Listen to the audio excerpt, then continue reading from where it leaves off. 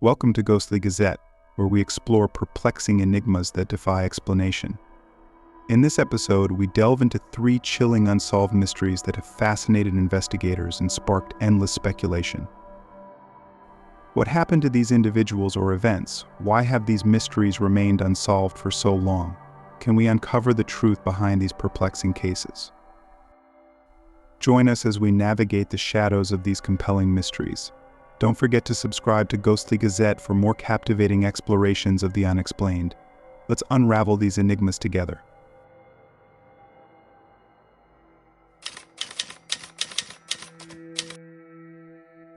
The Flann Isles is a group of rocky, uninhabited islands off the western coast of Scotland. The islands are best known to be adored by sheep, and shepherds often sail their flock there to graze. Sheep that grazed on the Flann Isles were believed to give birth to twins or recover from illness. Despite it being a paradise for the woolly critters, rumors of a haunted spirit prevented shepherds from ever staying overnight.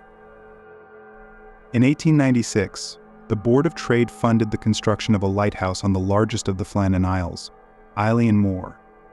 In December 1899, the lighthouse was completed and lit for the first time.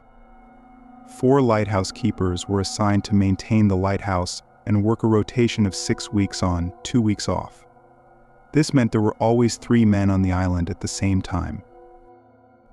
In mid-December 1900, the 3 men on the island were 43-year-old principal keeper, James Ducat, who had a wife, 4 children, and 20 years' experience, the 40-year-old occasional keeper, Donald MacArthur, who was married and covering for the first assistant keeper, who was on sick leave, and the 28-year-old second assistant keeper, Thomas Marshall. The 4th keeper, Joseph Moore, was off duty. Around midnight on December 15th, the steamship Archer passed by the Isles. Captain Holman noticed he could not see the light from the lighthouse, even though the conditions should have allowed him to.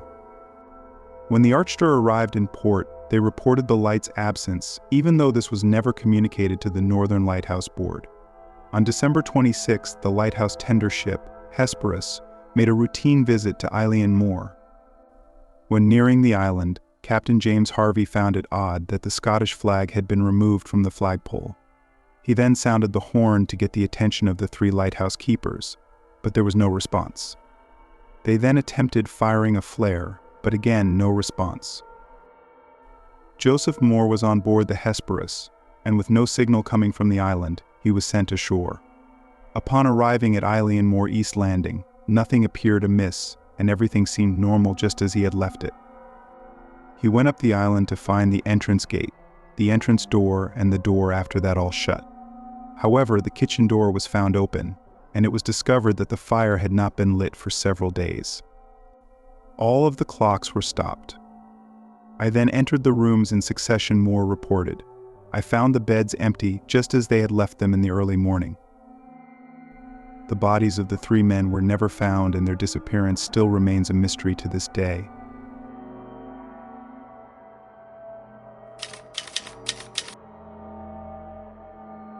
In June 2014, Maria and Derek Broaddus and their 3 young children were getting ready to move into their new home, 657 Boulevard in Westfield, New Jersey.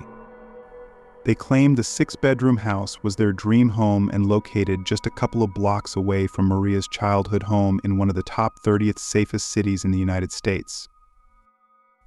3 days after closing the sale, before the Broaddus family had even begun to move in, a letter arrived in their new mailbox. The letter was addressed to the new owner in big clunky handwriting. The typed letter read as follows: Dearest new neighbor at 657 Boulevard, allow me to welcome you to the neighborhood. How did you end up here? Did 657 Boulevard call to you with its force within? 657 Boulevard has been the subject of my family for decades now, and as it approaches its 110th birthday, I have been put in charge of watching and waiting for its second coming. My grandfather watched the house in the 20s and my father watched in the 60s. It is now my time. Who am I? There are hundreds and hundreds of cars that drive by 657 Boulevard each day. Maybe I am in one. Look at all the windows you can see from 657 Boulevard. Maybe I am in one. Look out any of the many windows in 657 Boulevard at all the people who stroll by each day. Maybe I am one. The letter also mentions specifics about the Broaddus family. You have children. I have seen them, the letter continued. So far, I think there are 3 that I have counted. Do you need to fill the house with the young blood I requested? Better for me. Was your old house too small for the growing family? Or was it greed to bring me your children? Once I know their names, I will call them and draw them to me. At the bottom of the letter, the author used a cursive font to sign the watcher. After receiving the letter, the Broaddus family reached out to the previous family who had sold them the house, John and Andrea Woods. They stated that during the 23 years of living at 657 Boulevard, they had never received a letter like that, except once a few days before they were getting ready to move out of the house. The Woods family also stated they had never felt watched in the 2 decades they had lived at the house, and in fact, rarely felt the need to lock their door at night. While they thought the note they received was odd, they threw the note away without much concern. Still, the 2 families went to the police with the letter, and an investigation was opened. The police warned the families not to tell anyone about the letters, including their neighbors who were now all suspects. 2 weeks later, even though the Broaddus family still hadn't moved in, they received a second letter with even more chilling specifics about the family, including the children's birth order and nicknames. The watcher also asked, will the children sleep in the attic, or will you all sleep on the second floor? Who has the bedrooms facing the street? I will know as soon as you move in. It will help me to know who is in which bedroom. Then, I can plan better. Several weeks later, the Broaddus family had put their plans on hold to move in. A third letter arrived saying, where have you gone to? 657 Boulevard is missing you. By the end of 2014, the case had stalled. There was no digital trail, and the mental effects were taking a toll on the Broaddus family. There were no fingerprints and no way to place somebody at the scene of the crime. Only 6 months after they received the letters, they decided to sell the home.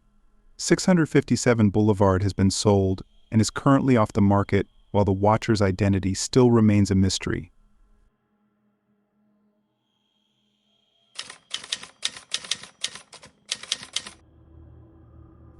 The mysterious case of who put Bella in the wych elm centers around the discovery of human remains found inside a hollow wych elm tree in Hagley Wood, Worcestershire, England, in 1943.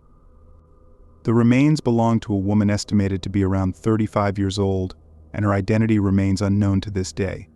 The circumstances surrounding her death and how she ended up inside the tree have puzzled investigators for decades. The investigation into this eerie discovery was further complicated by the strange graffiti that began appearing in the area shortly after the remains were found. The graffiti read, "Who put Bella in the wych elm?" This cryptic message led to widespread speculation and fueled theories about foul play and potential conspiracies. Some believed the graffiti was left by someone with knowledge of the crime, while others thought it could be a taunt or a clue from the perpetrator. One of the prevailing theories is that the woman, dubbed Bella, was a victim of witchcraft or espionage during World War II. Some speculated that she may have been a German spy who was killed by her own associates for fear of being exposed. Others suggested she was a local woman involved in occult practices and rituals, and her death was a result of a sinister ceremony gone wrong. Over the years, various leads and potential suspects have emerged, but the true identity of Bella and the circumstances of her death remain elusive. The case has captured the imagination of true crime enthusiasts and sparked folklore surrounding the haunted history of Hagley Wood. The unanswered questions and eerie atmosphere of the wych elm continue to fuel speculation and curiosity. Despite extensive investigations and renewed interest in recent years, Who Put Bella in the Wych Elm remains one of England's most enduring unsolved mysteries. The case represents a convergence of history, folklore, and true crime, making it a subject of fascination and intrigue for those drawn to tales of the unexplained and the macabre. Thank you for joining us on this exploration of mysterious unsolved cases.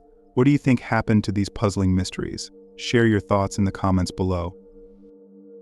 Don't miss out on more intriguing investigations into the paranormal and unexplained. Subscribe to Ghostly Gazette and hit the notification bell to stay updated with our latest episodes. Until next time, keep questioning, keep exploring, and keep embracing the mysteries of the unknown. Stay curious and stay ghostly.